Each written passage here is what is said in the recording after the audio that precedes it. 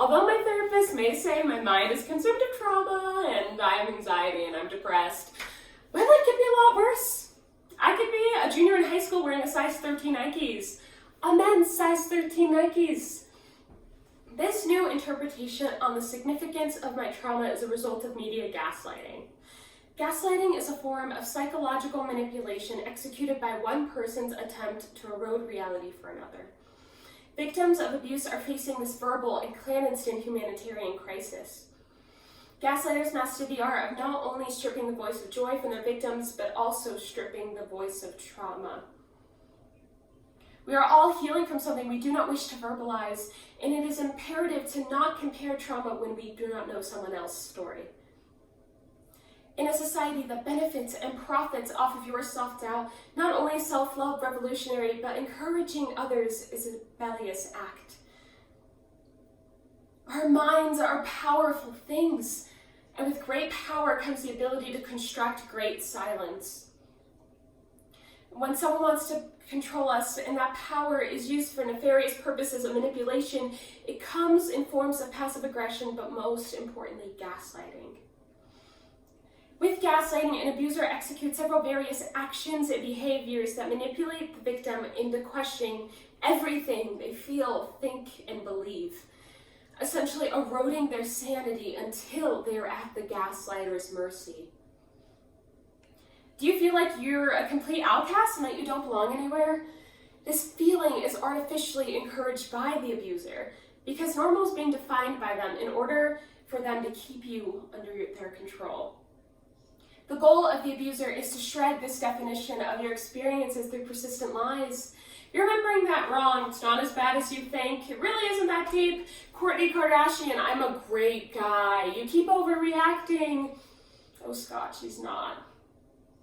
The more minuscule your voice is perceived to be by the oppressor feeds into their sovereignty. Persistence is so contradictory that your experiences are now questioned. Textbook gaslighter phrases are, I never said that, stop imagining things. This is fake news. Sound familiar? According to mental health professionals, gaslighters are most commonly narcissistic. Again, sound familiar? In our time today, we're going to uncover the anguished realities of teenage suicide and isolation and racial oppression, and uncover how these internal afflictions all start with simple microaggressions that you and I practice unconsciously every day. Now, you see, gaslighting does not always have to be as extreme as the Twitter feed between Cardi B and Nicki Minaj. We gaslight ourselves every day in simple, small-scale conversations. Hey, how are you? I'm good, how are you? Did you actually listen to their question? We have these internal barriers that obstruct our ability to listen. And out of defense, we treat this simple question like a grace note in music and deflect this eccentric question onto the other person because we haven't even asked ourselves how we're doing. This simple conversational phrase triggers our fight or flight quicker than almost any other question out there. And for most of us, we choose flight. Dylan Garante, a crisis line counselor from the National Suicide Network, tells a story in a TED Talk. That one day he was on the phone with a kid named Mark. And when he was gathering information on Mark, he asked Mark, what gender do you identify as? Mr. Garante was in the middle of writing mail when Mark said transgender, but please, I identify as non-binary. You see, Mr. Garante's intentions were in no means cynical, and yet he proved that your best intentions to empathetically understand someone does not mean you're actually listening to them. According to the American Foundation for Suicide Prevention, found that more teenagers and young adults are dying from suicide than cancer or heart disease. In a study conducted by the Jason Foundation in 2018, there's an average of over 3,703 suicide attempts made daily by young people who have been peer pressured from grades 9 to 12. How many of you have heard, sticks and stones may break my bones, but words will never hurt me? How many of you believe that is one of the greatest fallacies you've ever heard? Words destroy, and through the power of gaslighting, words have the ability to misconstruct someone's entire reality. The power balance teenagers feel when they gaslight in order to achieve social hierarchy reminds me of something like a drug. They feed and they feed and they feed and they feed off of the shredded realities of their peers and wonder why they're still hungry.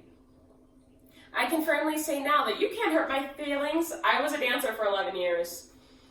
It's easy to watch dance moms on TV and just see it as some lighthearted TV show. Now, don't get me wrong, I love watching Christy throw wine on Leslie and get into a little feud, but the themes of the show hit much closer to home. From classical ballet to the competitive dance, I have heard it all. And through my experiences, I picked up on how daily microaggressions truly become an avalanche. It starts with small comments, like, you should get a new leotard, yours looks a bit smug, to the gradual incline of girls sending you diet plans when you were already underweight. And soon skipping a meal became not being able to look at my thighs or arms in the mirror without sobbing, wondering why I couldn't enjoy the crumbs on my plate. As a former size 0, the ballet and competition world's muse, punching the fat on my inner thighs and drawing lines under my arms of the fat I wish would just disappear, and wrapping my fingers around my wrist to make sure they can touch became second nature, and body dysmorphia became my reality. A teenage girl I once knew, we'll call her Julia, once decided to go all the way with her boyfriend. She did this in a loving and trusting manner with the intentions of this being an act of true love. A week later, she was dumped and her video was at the access of everyone's fingertips. And her boyfriend made her new reality a dirty slut, without even taking a look at his own hands. Emily Shea, the author of The Sociology of Youth Suicide, says, once the victim's sense of reality has been completely eroded and they can no longer trust their own senses of realities and thoughts, is suicide even a choice? Now victims of abuse have to learn this common theme, and that is to take note of their vulnerabilities. Now you see, abusers are most commonly narcissistic. But the themes of narcissism have a great parallel with another ism, and that is racism. Dr. Amani, a licensed clinical psychologist, lists the characteristics of narcissistic people. And through research found that they lacked empathy, lacked self-awareness, are entitled, are arrogant, often sometimes have a superiority complex, and have a deep sense of insecurity. Sounds like racism, right?